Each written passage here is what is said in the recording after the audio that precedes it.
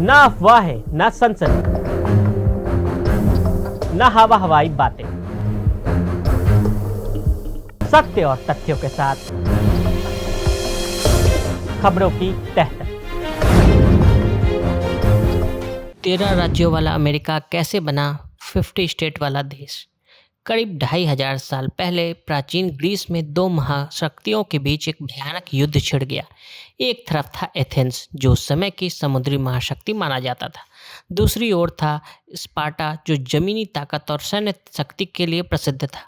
उस दौर में कई अन्य छोटे छोटे नगर राज्य भी थे, लेकिन शक्ति और प्रभाव के मामले में एथेंस और स्पार्टा के काफ़ी पीछे था। इसलिए कुछ राज्यों ने एथेंस का साथ दिया तो कुछ ने स्पार्टा का समर्थन किया। इन्हीं के बीच एक छोटा सा द्वीप राज्य था मिलोस। मिलोस ने फैसला किया कि वह इस युद्ध में हिस्सा नहीं लेगा। उसने घोषणा की कि वह किसी भी पक्ष को समर्थन नहीं करेगा और पूरी तरह से तटस्थ रहेगा। समय के साथ युद्ध और भी भीषण होता गया। दोनों महाशक्तियों को भारी नुकसान उठाना पड़ा, लेकिन कोई भी पीछे हटने को तैयार नहीं था। इसी दौरान एथेंस की सेना मिलोस के दरवाजे पर पहुंच गई। मिलोस को संदेश दिया गया कि या तो आत्मसमर्पण करो या एथेंस का साथ दो, या फिर हम तुम्हें बलपूर्वक अपने अधीन कर लेंगे। मिलोस ने हैरानी से पूछा, जब हमने तटस्थ रहने की घोषणा की है और किसी का साथ नहीं दिया तो हमारे खिलाफ यह जबरदस्ती क्यों?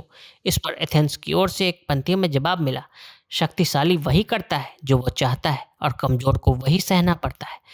आज भी 2500 साल बाद अंतर्राष्ट्रीय राजनीति में वही नियम लागू होता दिखाई देता है।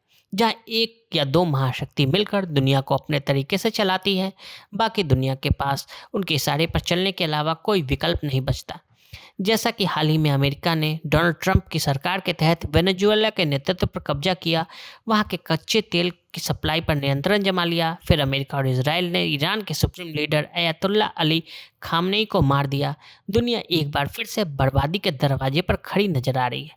दुनिया भर के ग्लोबल लीडर लोकल लीडर की तरह ट्रंप और नेतन्याहू के आगे बीन बजाते नजर आ रहे हैं। ट्रंप के खौफ से सब चुप।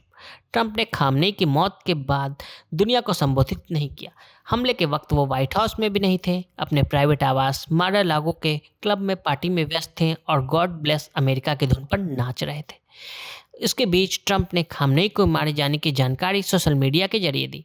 कनाडा के प्रधानमंत्री मार्क कार्नी, जिनके वर्ल्ड इकोनॉमिक फोरम में दिए बयान ट्रंप के विरोध में और दुनिया में व्यवस्थाओं के खत्म होने की चिंता से भरा था, वही कार्नी अब ईरान पर ट्रंप के हमले का समर्थन कर रहे हैं। ईरान पर हमला अमेरिका और इजराइल ने किया, लेकिन अलग अलग देशों के प्रमुखों ने ईरान की निंदा कर दी। ऑस्ट्रेलिया के प्रधानमंत्री ने कहा कि ईरान का परमाणु कार्यक्रम दुनिया की शांति के लिए खतरा है।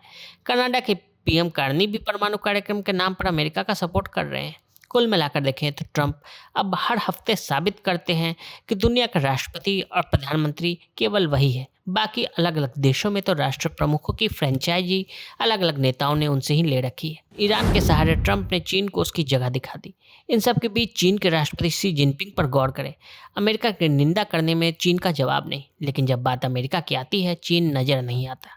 चीन की उभरती आर्थिक और सैनिक ताकत से दुनिया हर दिन हैरान होती है, लेकिन चीन का कोई रोल इस वक्त नज़र नहीं आ रहा। किसी भी बड़े युद्ध के समय चीन पीछे ही नज़र आता है। उसके पास अपनी सुरक्षा के लिए जंग लड़ने के लिए अपार क्षमता होगी, उसके पास रोबोट बहुत सारे होंगे, लेकिन चीन के पास इसकी क्षमता नहीं कि वह ताकत के इस्तेमाल से अमेरिका को रोक दे। शी जिनपिंग के शासन में चीन इतना शक्तिशाली नजर आता है जितना इससे पहले इतिहास में वो कभी नजर नहीं आया, लेकिन इसी समय चीन प्रभावहीन भी नजर आता है। शी जिनपिंग बीजिंग में अपने हथियारों सैनिकों का शानदार प्रदर्शन दुनिया को दिखाते रहे, लेकिन उनकी सेना और रोबोट टीम की सेना में कोई फर्क नहीं, जो दुनिया को हैरान तो करती है लेकिन जंग के मोर्चे पर नजर नहीं आती। खामनेई की हत्या से उत्साहित अमेरिका चीन के लिए अच्छी खबर नहीं है। मध्य पूर्व में उसके विस्तार की नीति को गहरा झटका पहुंचेगा।